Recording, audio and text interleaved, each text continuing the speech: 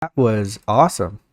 I think the Batman marketing has picked up really well over the past few months. And, the first trailer was really good at Fandom and people were hyped about it. But I think every trailer since then has been getting better and better because obviously they'll finish VFX and color grading and all that stuff. So the finished look of the Batman looks incredible to me because I like how films look, and I pay attention to that sort of stuff. And even the tiniest details in the new trailers just excites me about the filmmaking. Forget Batman for a second, just about how it was filmed and how it looks. Also, all sort of stuff like that. So yeah, apart from that, the trailer actually is obviously Batman and Catwoman focused, and I really liked it. It reminded me mostly about, look, firstly, I don't read comics, so I have no idea which event happens in which comic and stuff.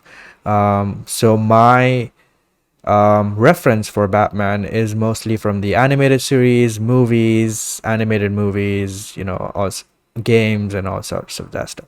But this movie from the get-go reminded me of Telltale games, and every new information from this movie just seemed to be resonating from that game, the Telltale Batman game.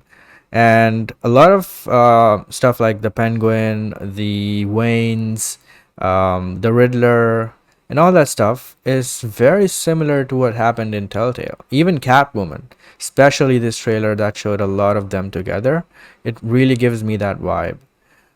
So yeah, I'm looking forward to this movie. I wasn't at first because I didn't know what this movie would be like and how they would do it. I prefer the Batman movies to be more fantastical than ultra realistic.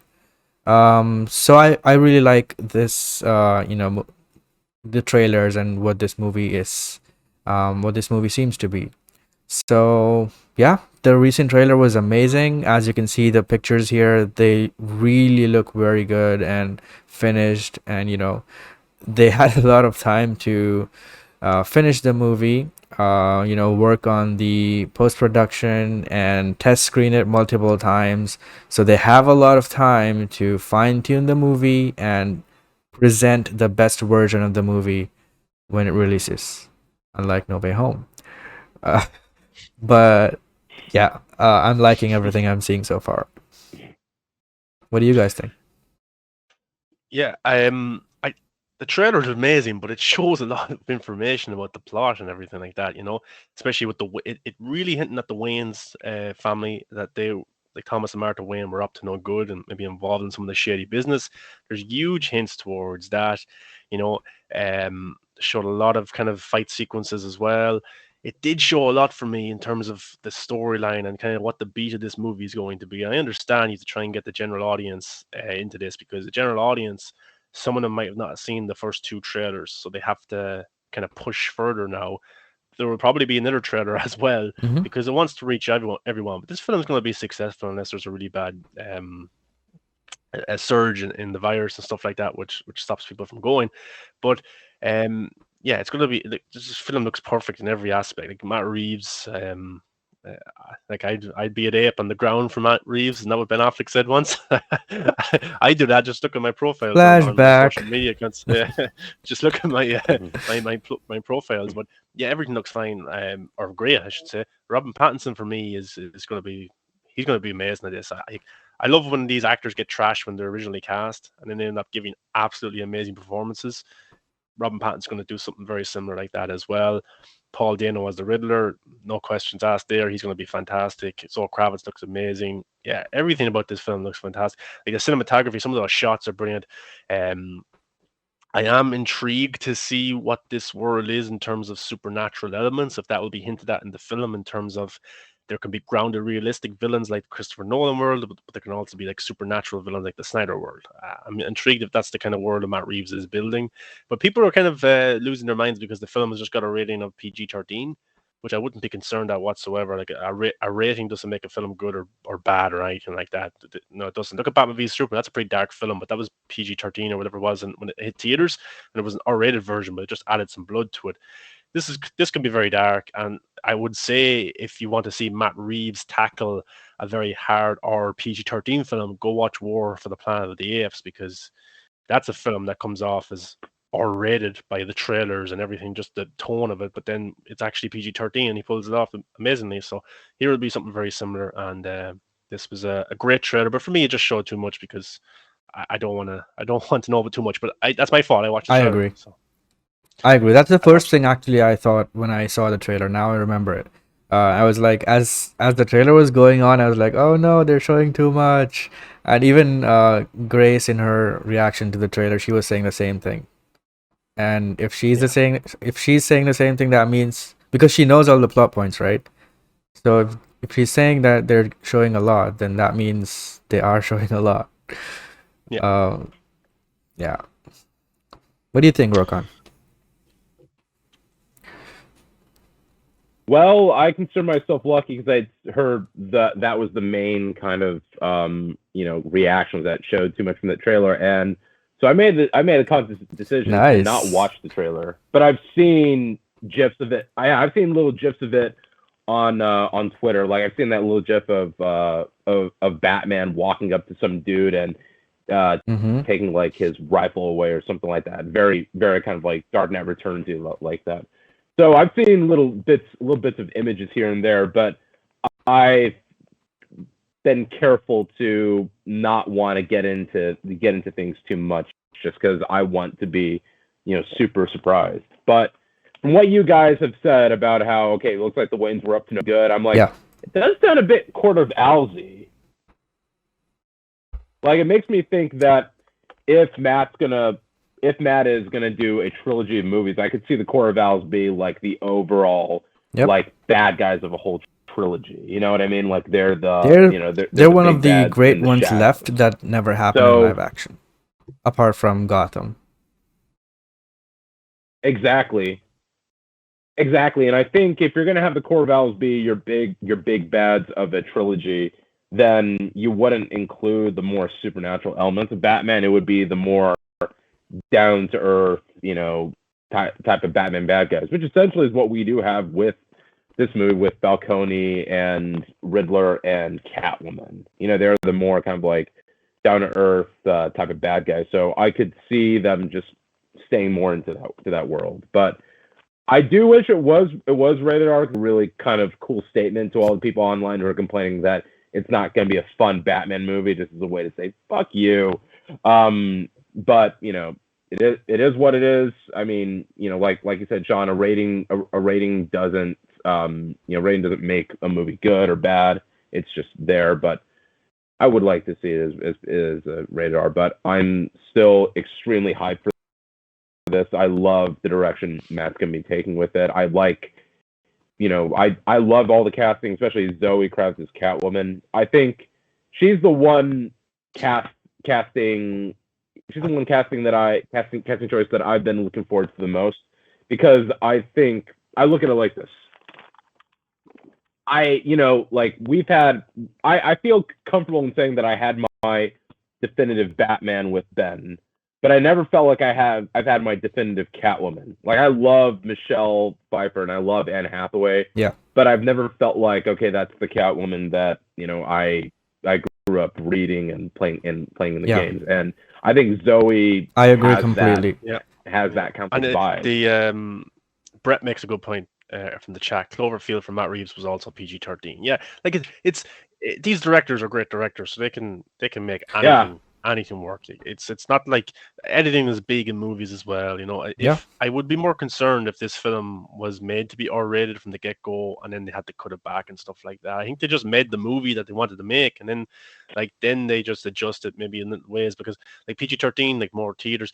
But it's interesting because I don't look at this film like waves of kids will want to go see this, and our parents will want to bring their kids to go see it, because the trailers have been pretty dark, and Batman's beating the shit out of people, and it just I just see Well, it looks very adult orientated in terms of yeah, but the the kids, the ki- Exactly. Yeah, little Timmy wants to watch the Yeah, horribly but And disfigured the psychopath thing is, take it's people up. Batman.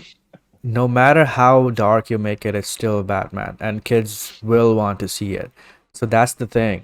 And yeah, especially after, there are two main reasons, all right? So firstly, obviously, it's the PG-13 gets double these, screenings and seats and all that stuff. So that's one thing. And the second thing is, well, actually, three things. The second thing is BVS was PG-13, and that had Batman, and that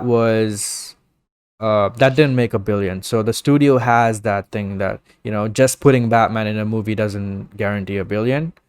And on top of that, you have toys and merchandise. So yeah, you can't have that selling, on a large scale if you have an R-rated movie. So yeah. all these things, keeping in mind all these things, I can totally understand why WB decided from the get-go that it would be PG-13. It's just to make more money and stuff. So Can it I makes can I add sense. a can I add a fourth for that to that Mm. list? If you look at the 10th anniversary, was it for the Twilight movies or one of the anniversaries there? I think all three movies made the top 10 list on Netflix worldwide. That was only a few weeks ago. So like Robert Pattinson has a huge Twilight fan base as well.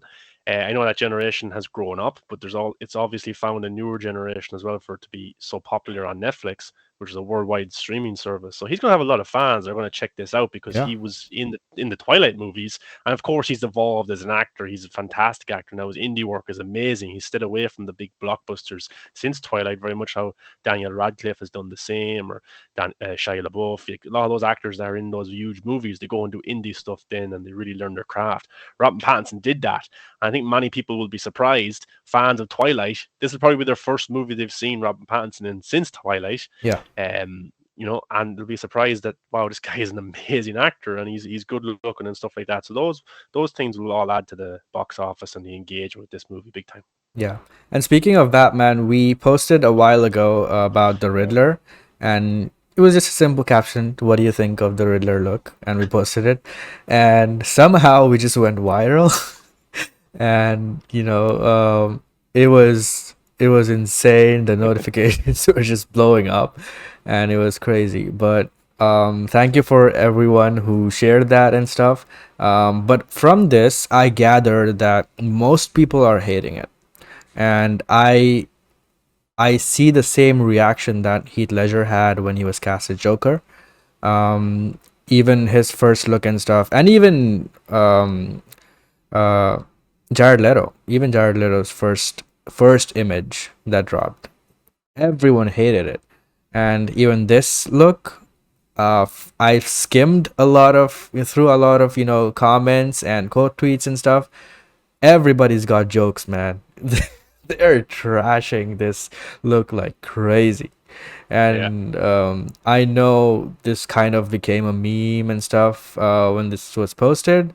It went trending even, and a lot of verified accounts even were just trashing all over it.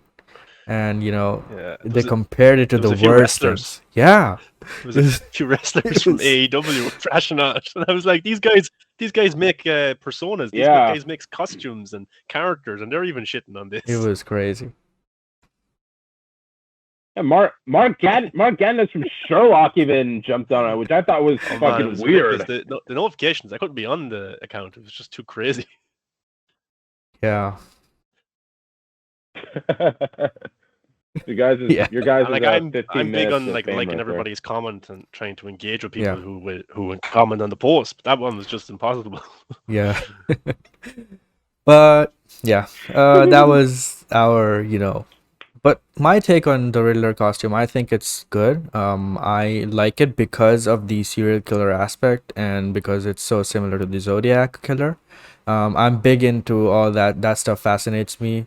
Whenever there's any new show on Netflix about those stuff, I really watch it, and it's very intriguing to me. Uh, So yeah, I I think do like this look.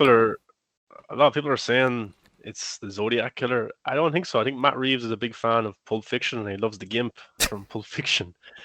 That There's so many was jokes that about was one that. of the jokes, yeah.